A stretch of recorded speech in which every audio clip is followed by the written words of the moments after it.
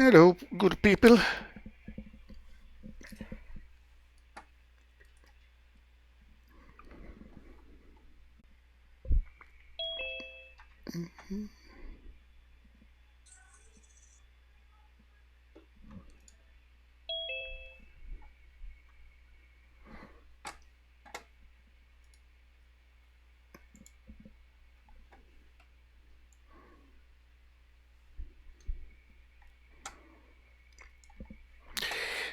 Okay, any questions? Anything?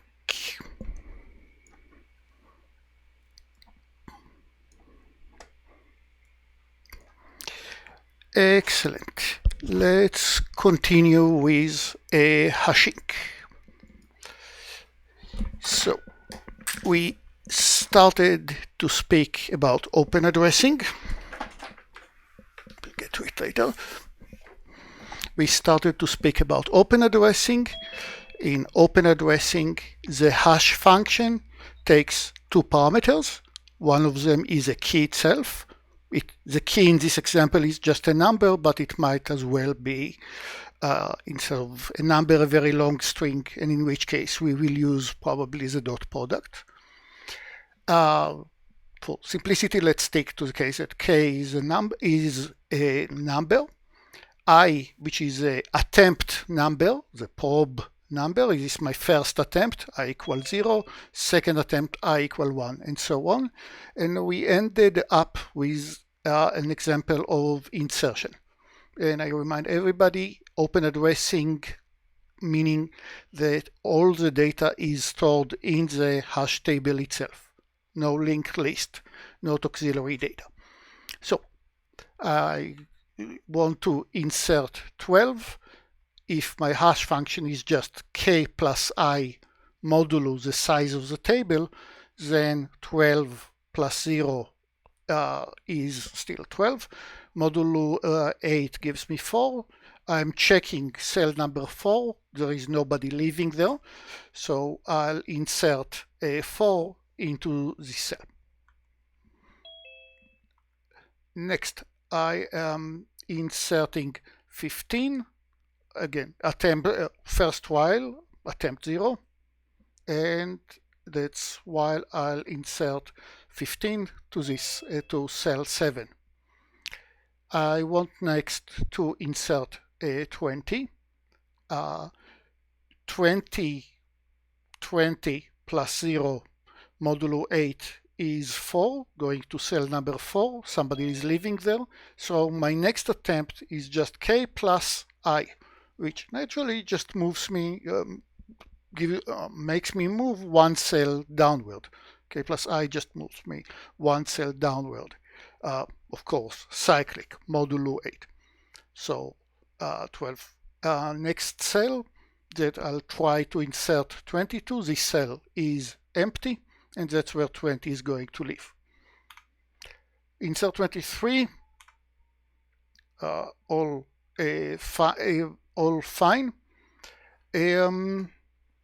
But that's why, sorry, insert 23, look at cell 7, 15 lives there, so I'll insert it in my second attempt, would be at address 23 plus 1 modulo 8, meaning makes me move one cell downward in a cyclic way.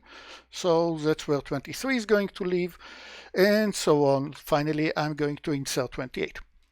So that was the insertion algorithm. And a little disclaimer, nothing of what I'm saying is true. I'll actually have to re-explain and adjust the insertion very shortly. But at the moment, it's fine to believe that this is the whole insertion algorithm.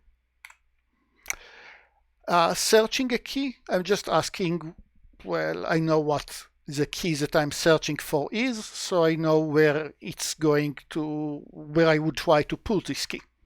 But you're searching for something, try to remember what would be the last place that you'd put it, and so on.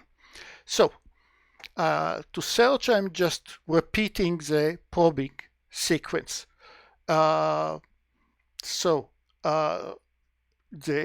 when will I'll stop the search? I'll stop the search either when I find my key or alternatively when I hit an empty cell. How come? Because if I hit an empty cell, it means that I tried all the natural places at which this key would have lived, I would have inserted to, and none of them contain the key. Let's see how it works. I'm searching for, that was too fast, I'm searching for 28, age of 28, 28 modulo 8 is what? 4, right? 28 modulo 8 is 4. Who is living there? 12. It's not 28. Let's ask what would be the second place that I would put it on, which is cell number 5, not 28.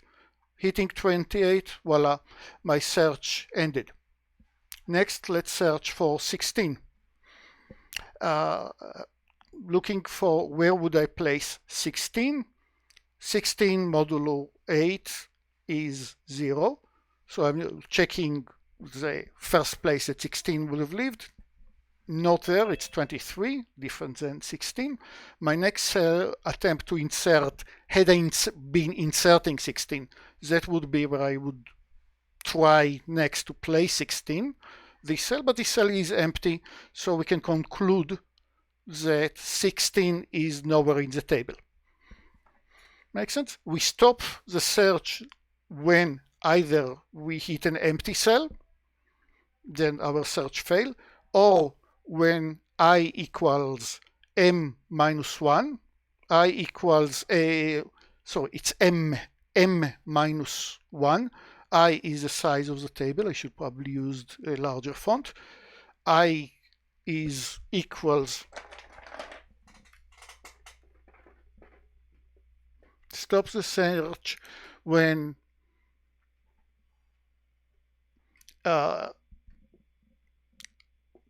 t of age of k and I, the table at the cell that I'm looking for, equals to x, meaning that we found it, or I stop the search where t of age of k and I is empty, or, and then the search fail, of course, no. Or when I equals m minus 1, meaning that I looked everywhere in the table.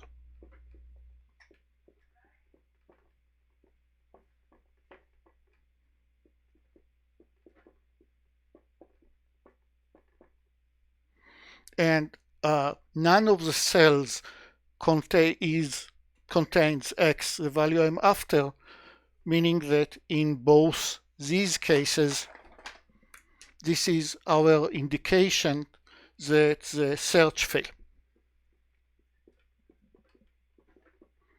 It is an unsuccessful search. We looked for a key that is not in the table.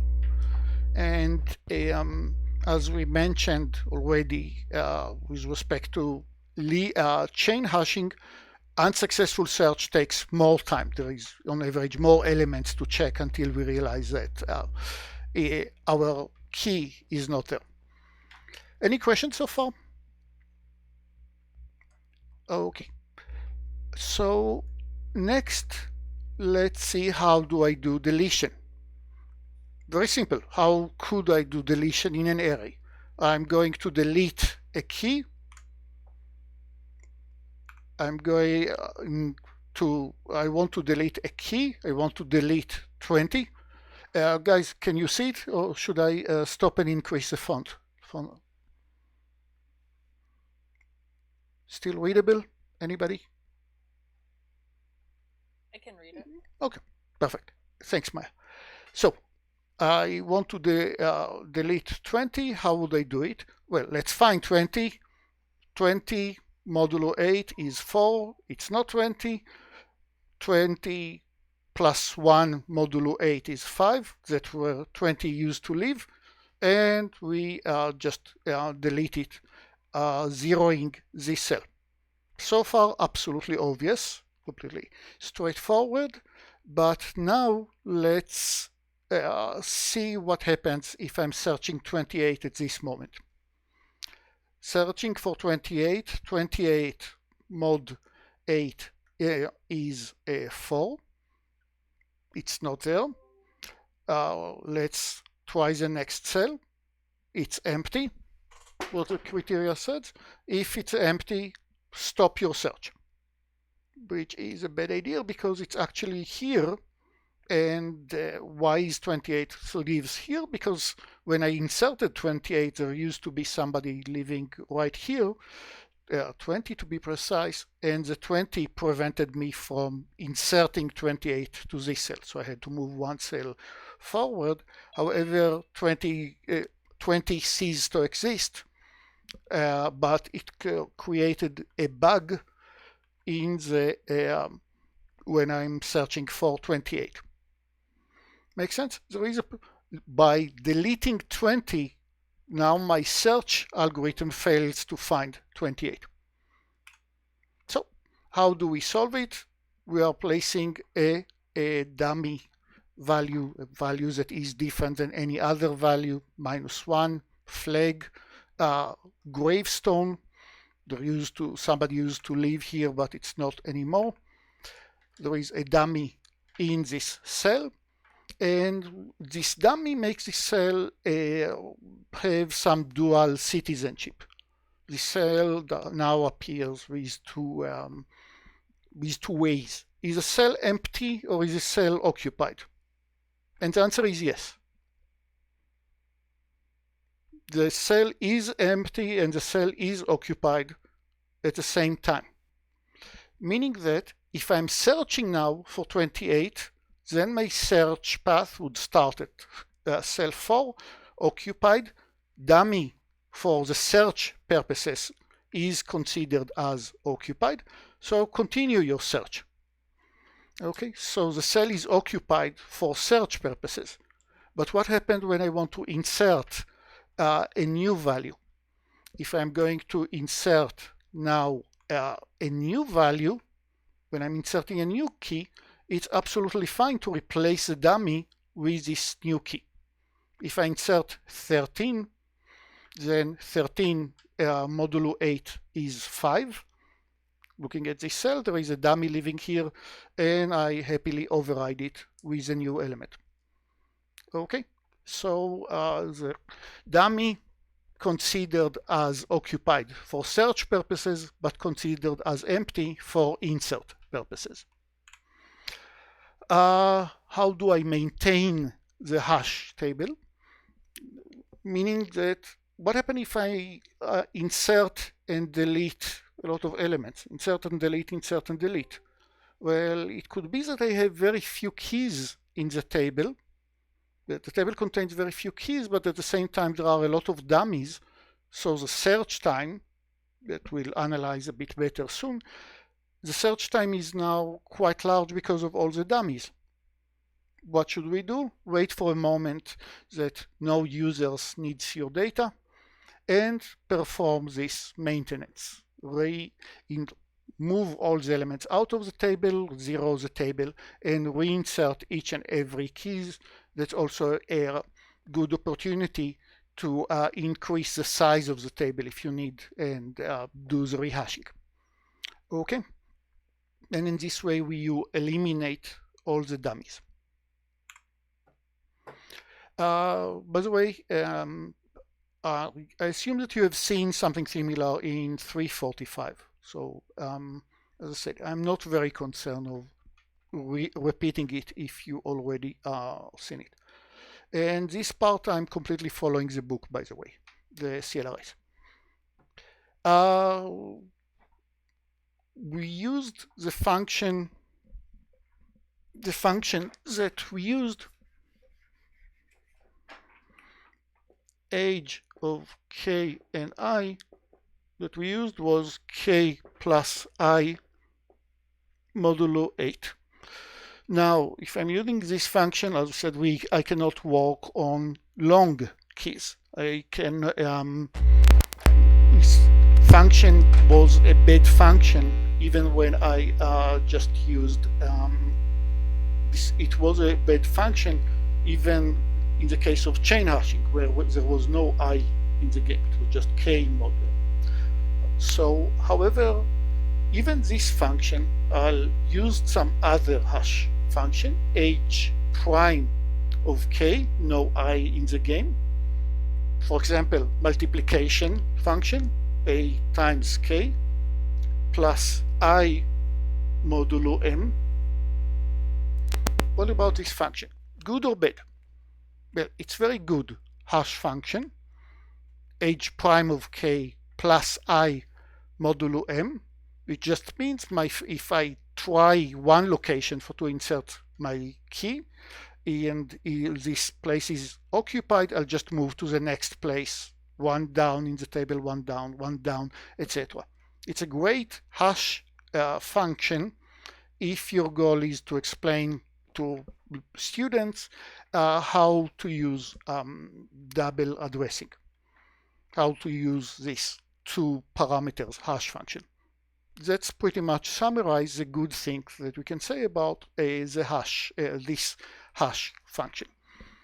Because let's go back a few slides. But we are using this type of function that is a linear probing, and let's pretend that I'm doing a search of 80. Let's do at this moment a search of 84.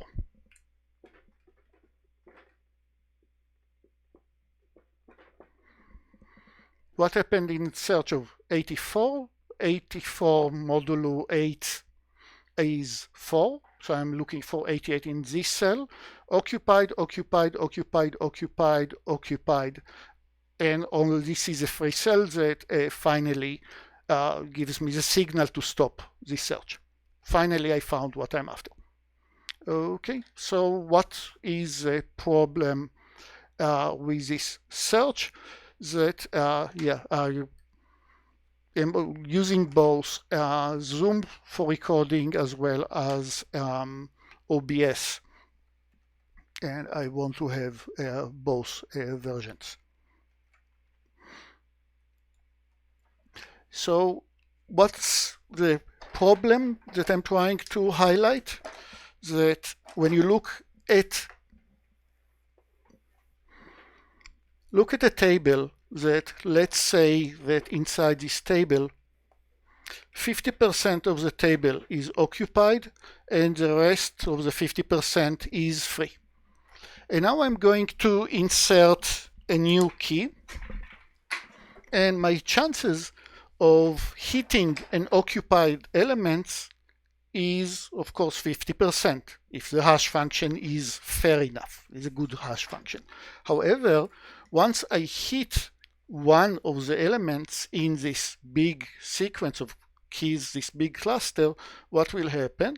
I will go down in the very same way, no matter what was the key that I was after. The moment that I entered this big cluster, I'm doomed to stay inside the cluster until I'll get to the end of the cluster, inserting the new element right here, and spent a lot of time and makes the status of the future searches even worse because this cluster will become larger and larger.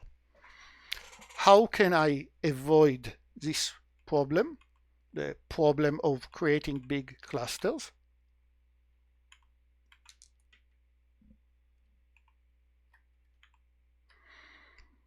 How can I avoid this problem? Of course, if I have fewer keys, then the chances that I hit an occupied cell in my first attempt would be smaller, but with the same number of keys, I still have the same chance of collision. I have the same probability that my first attempt will hit an occupied cell. That is that I'm inserting K2 and I already hit one key, K1. There is still a chance that this happens, and this chance is exactly 50% if the array is half full, half empty. However, what I'd like to get is that the probing sequence, wherever K1 would go in its next attempt, if there is a next attempt, and wherever K2 should go, these next attempts should be more sensitive, should be different for either different keys or different attempts, or both, both different keys and different attempts. Once again, if I had two keys that collided in some attempt, I very much hope that in the next attempt, either because the keys are different or because it's not the same eye, these two keys will find themselves in different location in the table. They will not consistently. Problem here is that any two keys that collided once will keep colliding in any future attempt. All I need is to say my future attempts depend on either at which attempt I am. So my fifth attempt will take me to different place than my first attempt, or make everything also depends on the value of the key itself. So linear probing, bad. Easy to understand, but not a great idea otherwise. And yeah, and I'll ask you in the next homework to analyze how bad can linear probing be. What should a double hashing tells me? Double hashing will say H1 is your first hash function. H1 is your first hash function. H2 tells me by how much should I jump. It's another hash function, H2 of k, and H2 of k tells me that for one particular value, if H2 of k is say 3, then it means that I landed with K1 at some location, but that would be with K1. Yeah, apologize, I'm a bit under weather, so I'm sure that you're noticing. Apologize for being fuzzy today. K1 landed somewhere, but my first attempt will be not the next cell, but 3 cells down. My next attempt, 3 cells down. My next attempt, 3 cells down, of course, modulo m, while K2, if I think about K2 and I'm lucky enough so that H2 of K2 is only 5, will be 5, then I'm jumping by 5 elements, jumping by 5 elements, and so on. So even if they meet once in the future, in the future attempts, they will sprinkled in different location in the hash table. This is a great method, but you need to be careful. Why? Why should you be careful? Because if let's take H2 of k to be k mod 5. I'll take H2 of k will be k modulo 5, and I'm asking you to insert 15 into the table that we had earlier. Let's rewrite this table.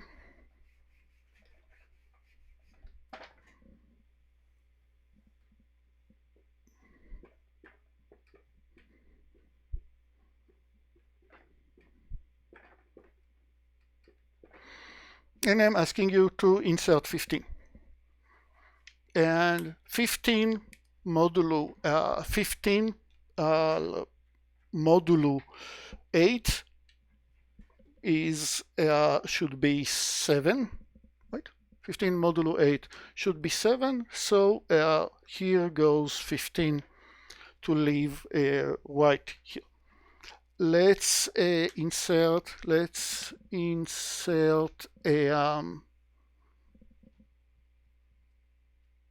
let's insert 12 right now.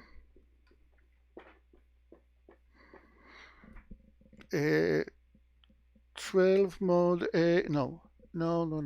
Let's insert 15. Yeah, I'll change it a bit. I don't want to think online. Let's assume that I started actually with inserting, sorry about it.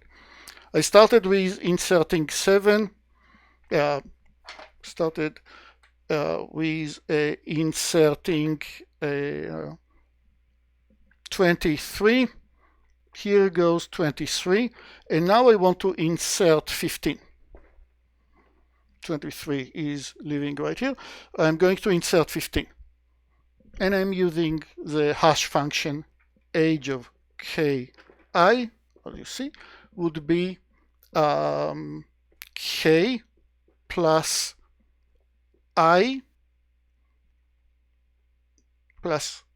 times age 2 of k, which is k mod 5.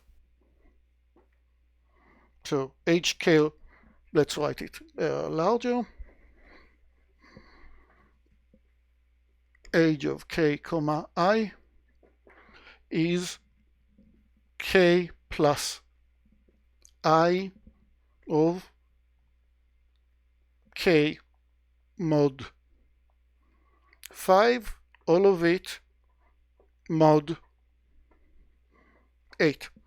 So why did I pick k mod 5? So different keys have different level of jump. Some will jump by 1 step, some will jump by 2 steps, some will jump by 3 or 4 steps, and so on. So I'm creating reversibility, and I break to some amount the problem with clustering. Please, somebody, what happened when I'm inserting 15? Help.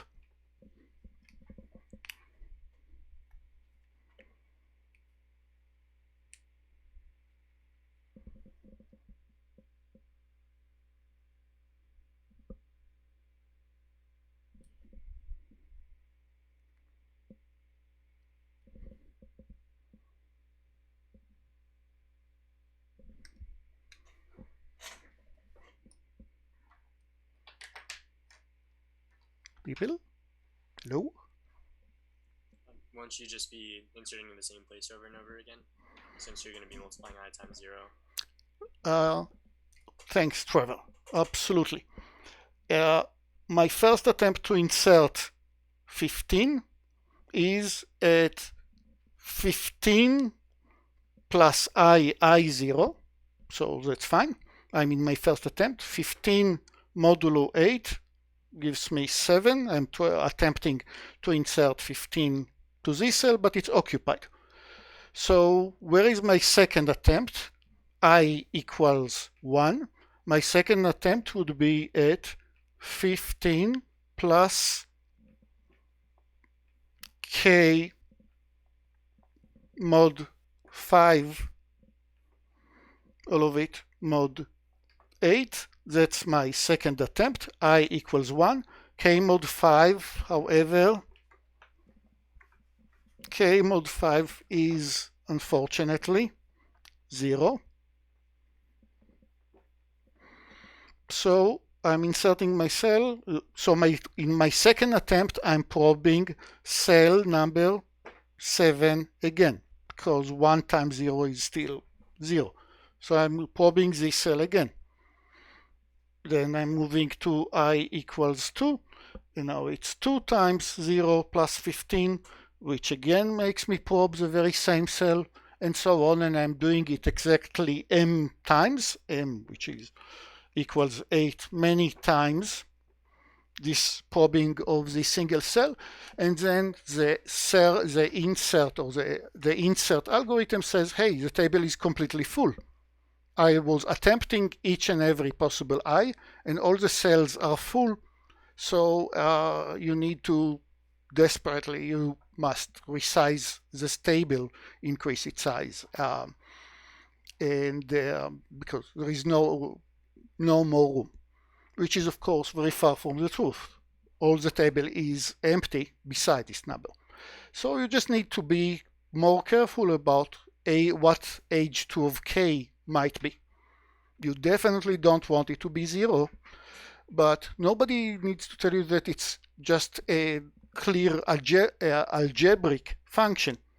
You can definitely say that h2 of k equals k mod 5 if not 0, if k mod 5 is not 0, otherwise it is just your lucky number 3.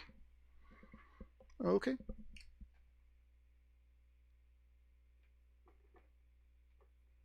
Else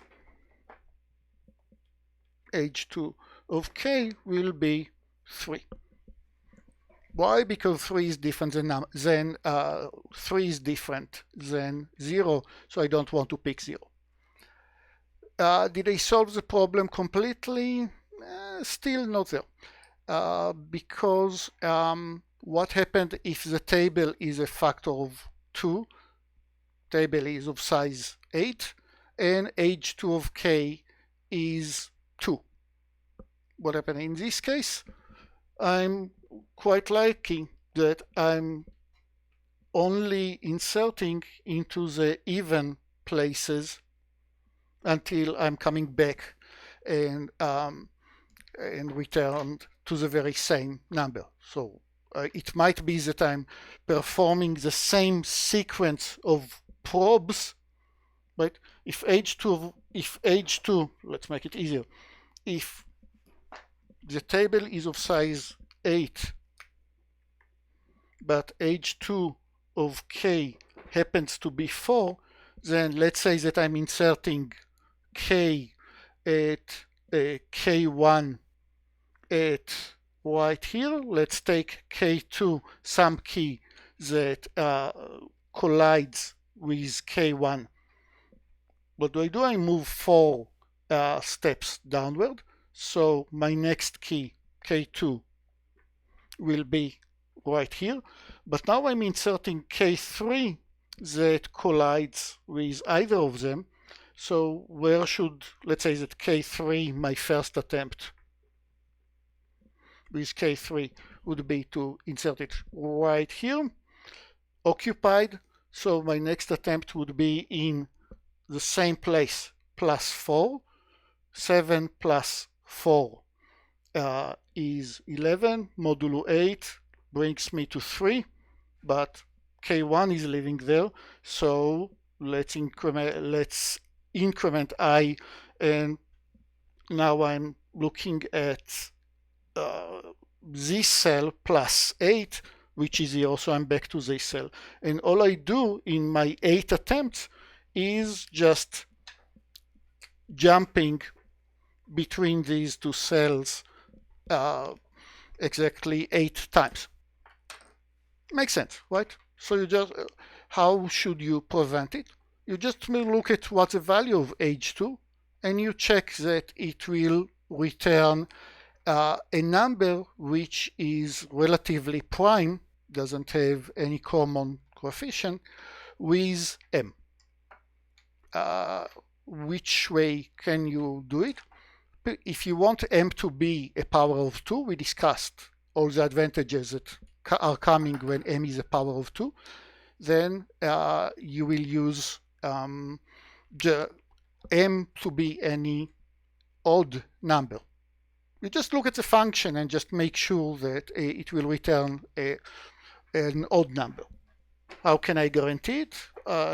Say that h2 of k, well, h3 of k equals 2 times some other function, h2 of k plus 1. So 2 times h2 of k is always even, plus 1 is always odd, and I never run into this issue. Another solution, pick m to be prime.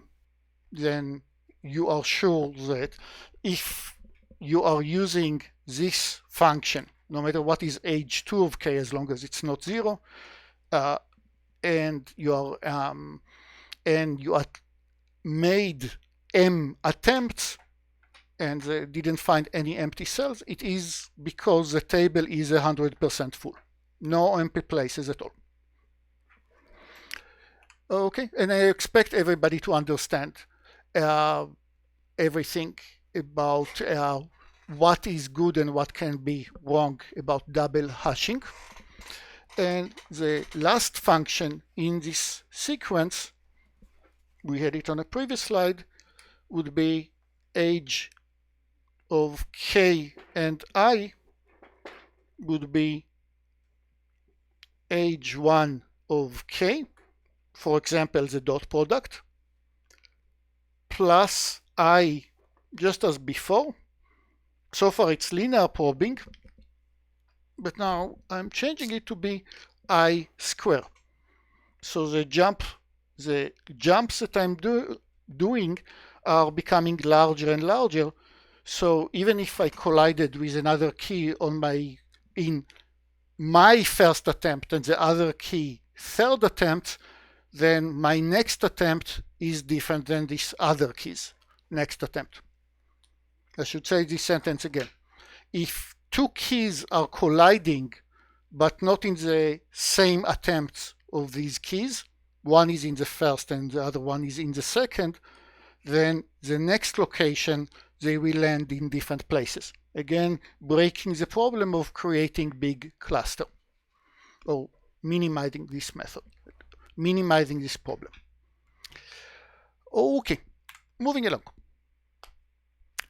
What do you want to keep under control when you're creating an open addressing? Well, to remind you, there is the alpha, the load factor. Alpha is the number of keys divided by the number of cells in the table. Right? Alpha is n over m. In chain hashing, when we were talking about chain hashing, we said alpha should be a constant, order 1. Alpha should be a constant. 1 is to 3 is to 5 is to, but don't let this number go. But we didn't care very much which constant it is. Now we are talking about open addressing, meaning that all the keys are only in the table, as opposed to chain hashing, meaning that and every cell contains at most one key, implying that alpha is for sure smaller than 1.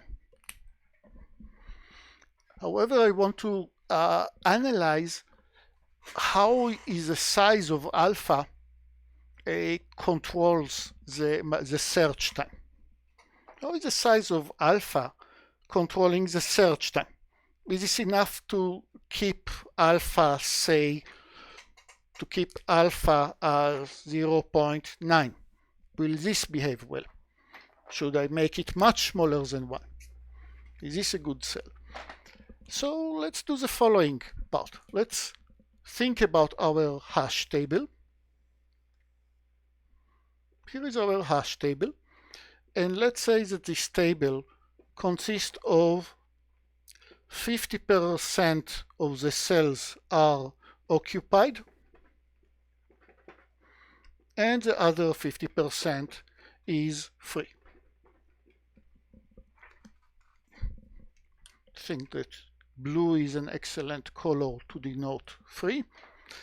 And I'm asking, in the process of find, I'm performing find of x, and for simplicity, let's assume that x not in the table.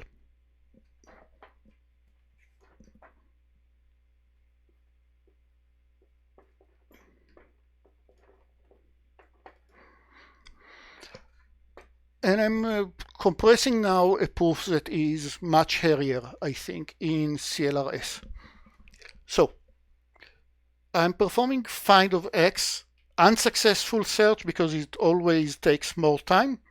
What are the probability that we need exactly one probe?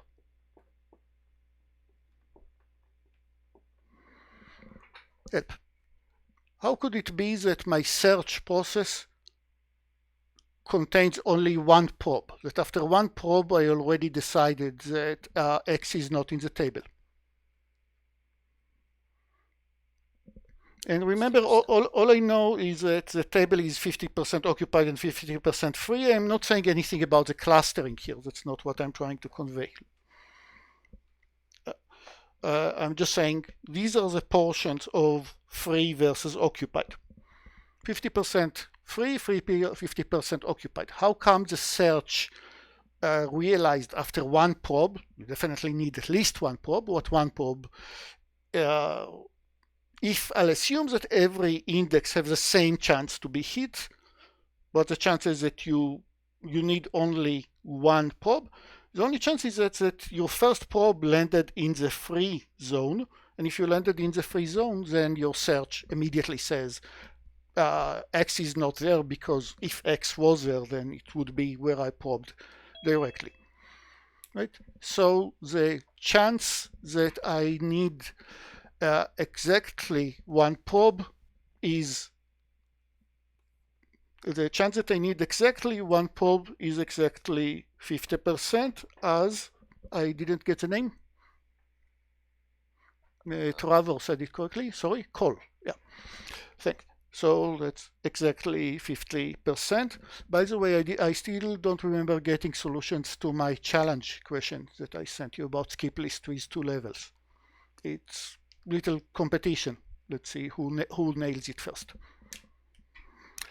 Okay, that's that I need exactly one probe.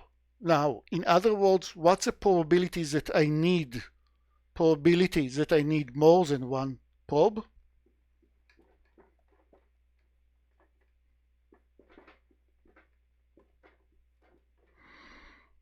This probability is 50% as well, because it means that in my first attempt I hit an occupied cell, which is not X, because we said that it's an unsuccessful search, and in this case I need at least one extra probe.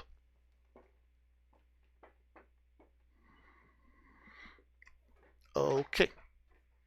What's the probability that I need exactly? So what is my expected time for this sequence of insertion? That's essentially all I need to know. How does the expected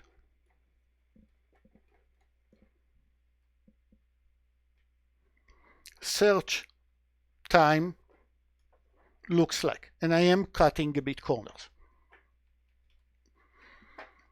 What my search time consists of? I need at least one probe for sure, plus there is 50% chance that I'll need one additional probe, plus now I needed the one additional probe. There is a 50% chance that this one additional probe, 1 over half, times that the second probe landed on occupied area as well. So in this case I need one extra probe. So with probability of half, I'll need one extra probe, and possibly I'm done, or there is 50% chance yet that I'll need one extra probe. And the thing continues, but let's stop at this moment and try to evaluate what this expression looks like. Now, to be precise, the chance that I'll need another probe is a bit smaller, because if my hash function has any self-respect, it will not retry a cell that I already tried, but it just means that there are even fewer cells which are occupied. So the total number of probes actually is a bit smaller, but these changes of the correction to this half is very minuscule. So let's leave it. What this expression so far looks like, let's just open the parentheses, and this is just 1 plus half times 1 plus half times half times 1, also known as quarter, plus 1 half times half, by that is, I failed in my second probe, I failed in my third probe, always in occupied cells, so it will be 1 over 8 plus 1 over 16, and even if this summation going on forever, this number is at most 2. Okay, so if the cell is half empty, if the table is half empty and half full, then the expected number of probes that I need for an unsuccessful search on average is 2. That's really, really cool. It means that no matter how many keys you have, as long as alpha is only half, no matter how many keys you have, there is no log n in the picture, there is nothing that depends on how large is your data. You will need, on average, only 2 probes. I think that that's fantastic. It means that there is great chance that whomever you are searching for, remember, successful search, it takes less time than unsuccessful search. I need more probes in the unsuccessful search. So in the search time, either in my first attempt or in my second attempt, I am done in almost all the cases. On average, it's quite rare that you'll need more than 2 probes. It's exponentially smaller that you'll need more than 3 probes, and so on. So that's what this sum looks like if indeed alpha is half. Let's change the table a bit.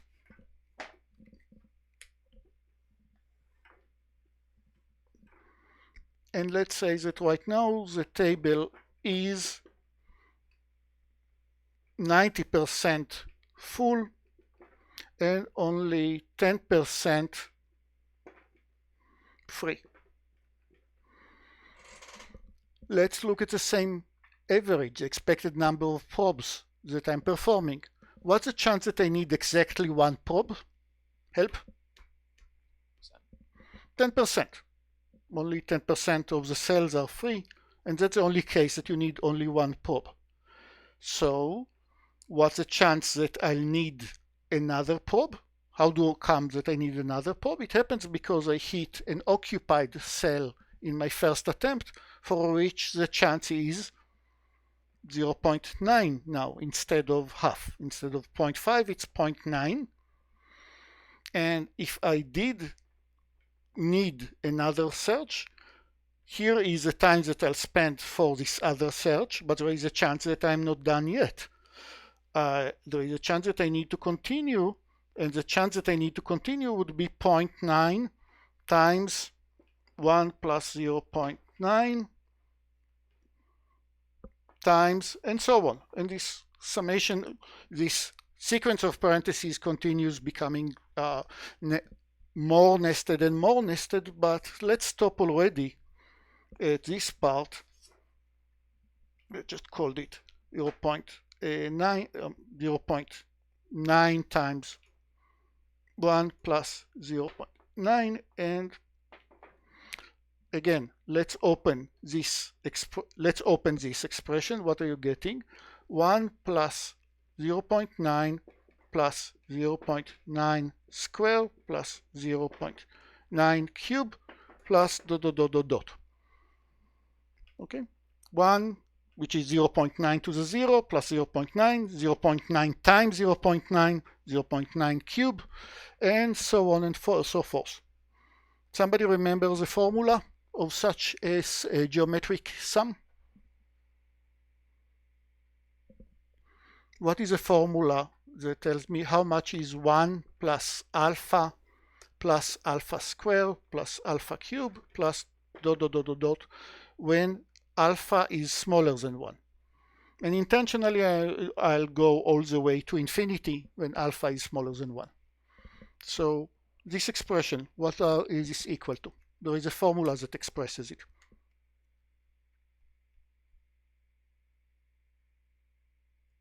I believe it's the first index divided by 1 minus the rate at which it's growing.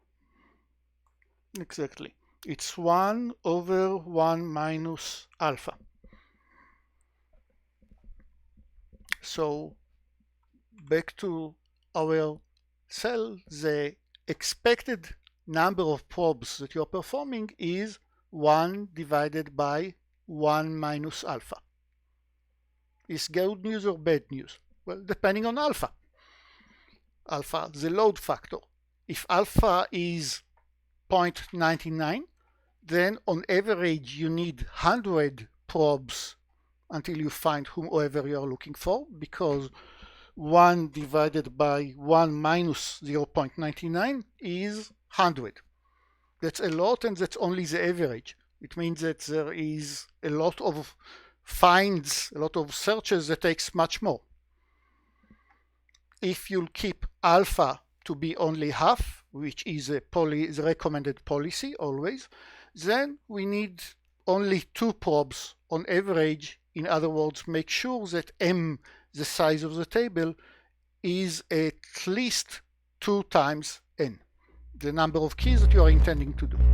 And the moment that you are beyond this threshold, double or at least increment the size of the table. Okay, we are good with this part. I will skip the further discussion about why a dot product works very, very well in practice, and why essentially you cannot no hash function that doesn't know what the data is can be better than this number. And let's switch to our next topic, which is talking about shortest path in graphs.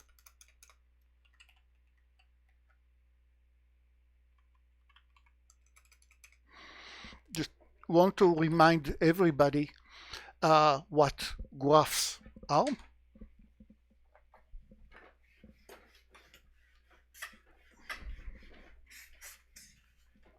Just refreshing materials that hopefully you have seen in at least one course earlier, probably many. G of capital V and capital E.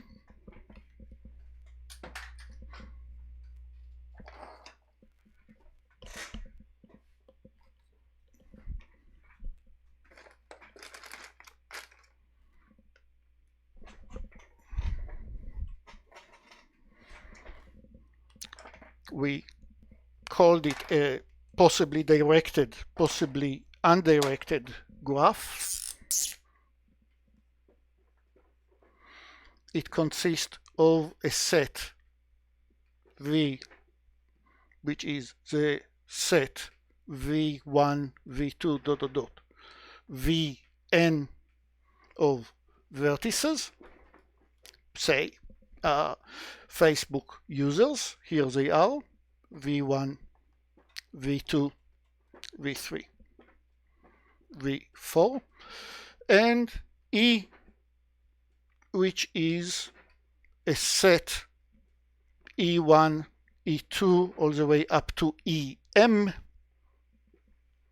These are edges in the graph, and every EI is a pair of vertices. 2 vertices that they are friends, Facebook friends. If this graph is the graph of the social network of Facebook. So I can say that E1 is the pair V2, V3. Okay, meaning they are Facebook friends. V2, another edge V2, V4, another edge V1, V4. And since they are friends, it's mutual, then there is no direction to this edge. Okay, so to denote an edge, I can be more obnoxious or less obnoxious. I can give each edge a different name, which is something that I have to do in case of parallel edges. Parallel edges makes the notation way more obnoxious. Parallel edges, because now each one of the edges that connects V1 to V4 should have a different name. In all the applications that I'll discuss with you, I can assume that I don't have parallel edges that connect the same pair. Again, I'm talking about the undirected case. There is an edge between V1 and V4, only if there is an edge between V4 and V1. So in all the applications that we will discuss, we can assume that there are no parallel edges. That is, either there is no edge at all, or if there are several edges and say each one has some different length and I'm looking for the shortest path, I'll only keep the one that is the shortest. No reason why not to keep these different edges. So in this case, I can assume that there is only one edge, and the advantage is that from now on, the name of the edge is just the name, identifies the name of the two vertices that it connects. Saves quite some headache. To denote an edge, I'll just tell you what are the two vertices that this edge connects.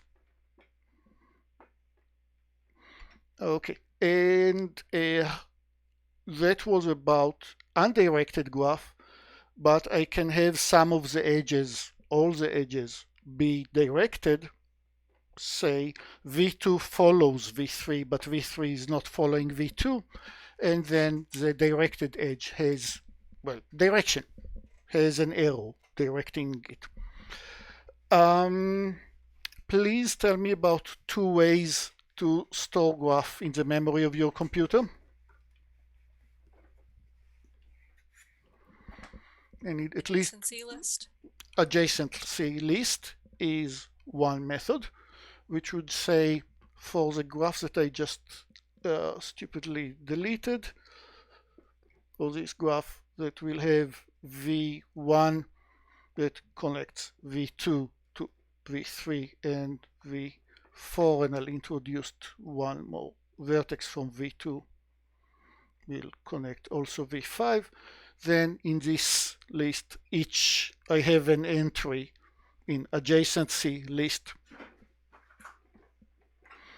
I have an entry for vertex 1, I have an entry for vertex 2, 143, 144, and 145.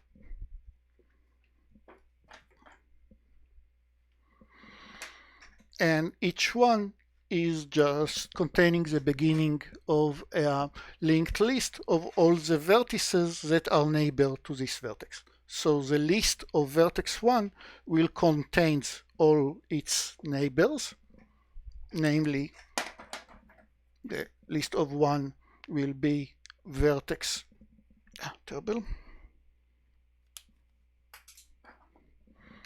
list of vertex 1 will contain vertex 2.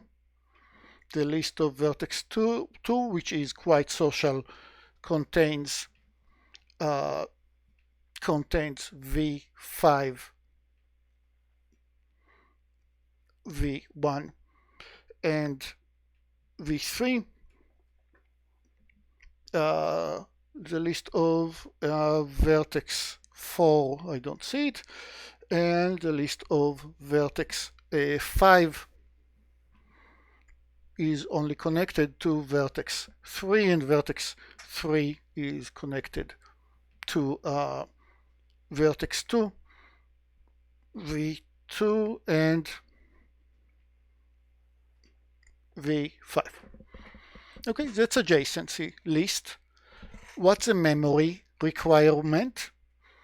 If we will use in all the discussion about graphs, n is always the number of vertices, always. The cardinality, the size of the set of vertices, meaning number of vertices.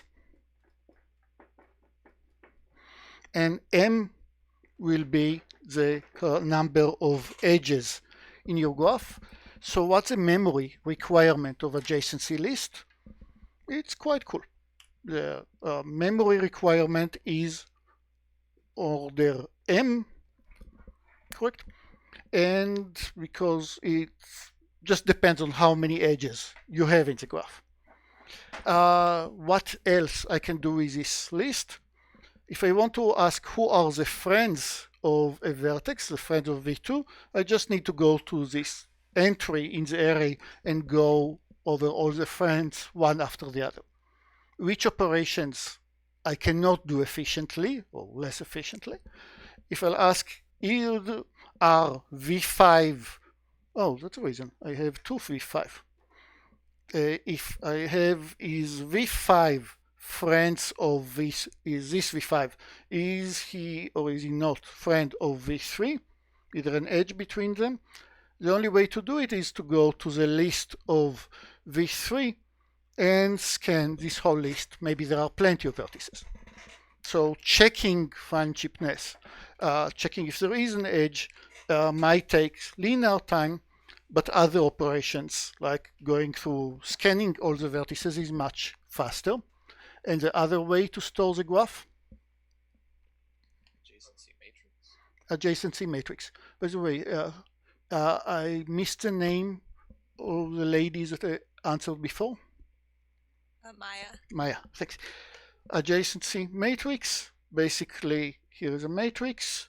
You have n and n many entries, meaning that without comparisons, you have to have n squared many cells, where in this cell, I either write 1 or 0, depending on, in this matrix, Mij is 1, if and only if Vi, Vj belongs to the list of edges. Vi and Vj, I'll write it again, it's 1 if and only if Vi, Vj, this pair belongs to the list of edges. They are friends. And then in constant time I can ask for a particular pair, but of course I'm possibly spending a lot of time. Okay, the highlight of the next chapter will be Dijkstra algorithm and a lot of variants of Dijkstra algorithms.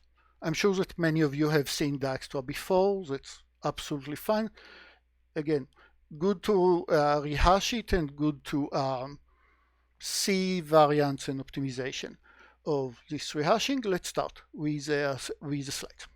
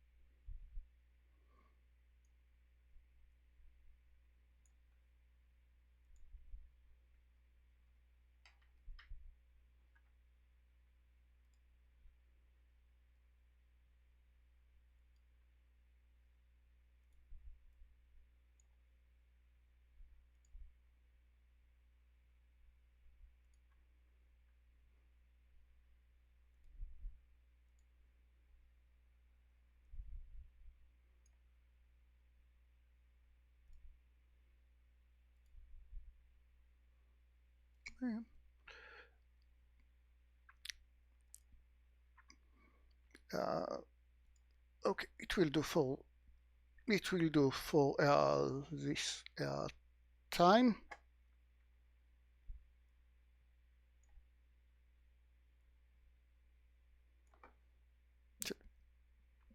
Yeah, sorry about it. As I said, not my day. Let's talk. Oh no, that's bad.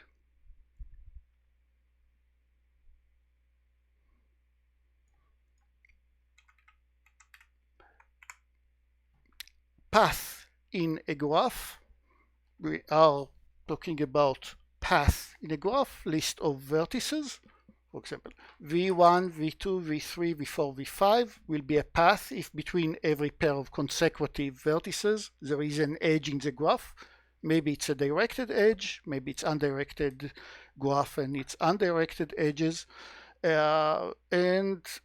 Trust me, writing what is a path if I have parallel edges is becoming really obnoxious. Here I just need to ask who are the vertices that participate in the path, because there is only one, at most one edge between a pair. And I'm looking at, I assume that maybe my graph is given with edges assigned to each edge, weight or a cost assigned to each individual edge. For example, to use the edge from V1 to V2 will cost me $4. To use the edge from V4 to V5 will cost me $1. Somebody really wants to increase the traffic in this area, so to drive from V2 to V3, actually I'll be paid $2. I'll earn $2. That is, I have to pay minus $2 and so on. What is the weight of the path? The weight of the path is just the sum of the individual weights. How much does it cost me to drive all the way from V1 to V5? Okay. And the shortest path problem from U to V, everybody knows it. Let's define it once formally. To find the shortest path from U to V is just find the path with the smallest weight, or a path with the smallest weight, and we will give it a letter, delta. We'll say that delta of U to V is just the minimum out of all the path that starts at U and goes all the way to V. That's the minimum weight. So delta is a property. It depends on the graph itself. It has nothing to do with the algorithm. And what should we do if there is no such path? Maybe the graph is not connected at all. There are two vertices that there is no path between them. We'll just use the definition that delta uv is infinity. It will make it easier. If it's infinity, it means as far as we know, there is no path in the graph. Here is the interesting thing. Not always I can speak about the distance along the path. Right? Sometimes the question just makes no sense. The moment that I have edges with negative weights, things stop to make sense. Because what is a path with a minimum weight from V1 to V5? Let's try. V1 to V2 to V3 to V4 to V5 will cost me 4 plus 2 minus 5 plus 1, some number. However, what happens if from V2 I'll actually make a cycle over here and only then go to V5? What is the cost of just going through this cycle? It is 2 minus 5 plus 1, making it minus 2. So I earn something by walking around this cycle. And if I'll walk once again around this cycle, I'll earn even more. And if I'll go around the cycle once again, I'll earn even more. And so I can push it all the way down to minus infinity. Meaning the question of what is a path, the minimum weight path from V1 to V5 in this graph just doesn't have any meaningful answer. Can be minus infinity. That is, the moment that I have, it's not necessarily the negative edges. I might have a graph with negative edges, but once I have a negative cycle, then I need to realize that there is no meaning to the question what's a or best path between them. Here is a little tiny or very obvious lemma that we are going to use many times through this course, at least 6 times in this course in different contexts. What this lemma tells you: assume that what I showed you right here is the shortest path from S, the source, to T, the target. The solid edges are the optimum path from S to T. And now I ask you a simpler question, easier question. I notice that along this path, the vertex U appeared and the vertex V appeared. What is the shortest path between U and V? Answer: you might as well use a portion of the solid path, just use a portion that goes from U to V. Of course, you don't need this edge and you don't need this edge as well, but these solid edges you definitely need to use. And why?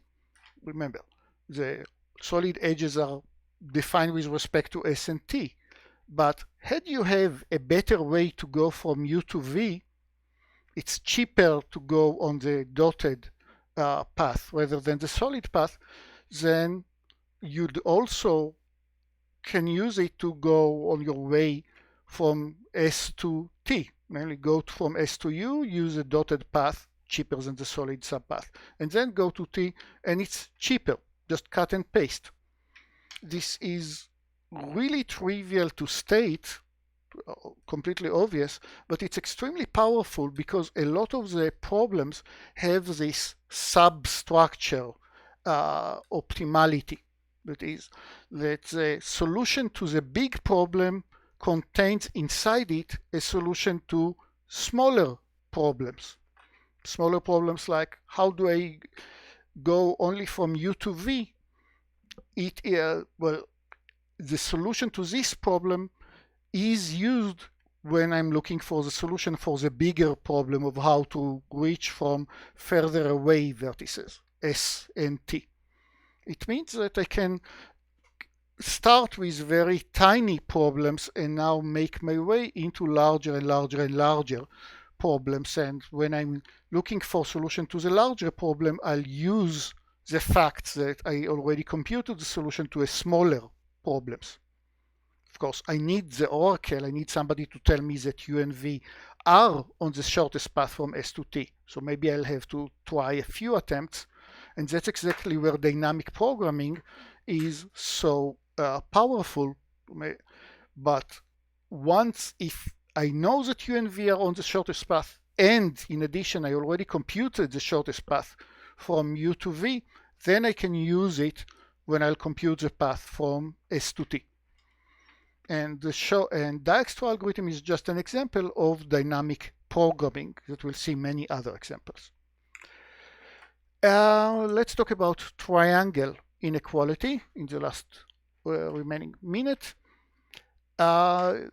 Triangle inequality will tell you that look at every 3 vertices, U, V, and X. The distance from U to V, delta of U to V, is small or equal than the distance from U to X plus the distance from X to V. Why? Because when I looked for the optimum path from U to V, I didn't have any constraints to satisfy. What am I doing when I'm going from U to X and from X to V? I'm looking for a path that I must go through X. I must visit X along the way. So look for the cheapest path that visits X versus the shortest path that maybe visits S, but also has the chance to look at paths that don't visit S. So here you're looking for an optimum on a larger, you have more chances to check.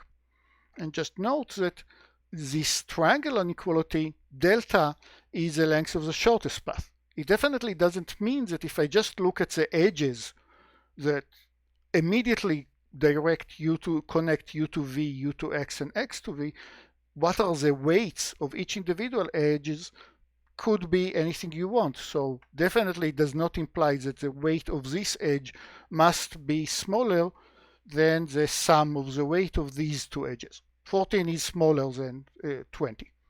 Make sense? You see the difference between the two examples? Here this path might visit, this path might possibly visit x, but also have the chance not to visit x. Okay. The difference between these two examples clear? Thanks everybody. We'll have better class next time.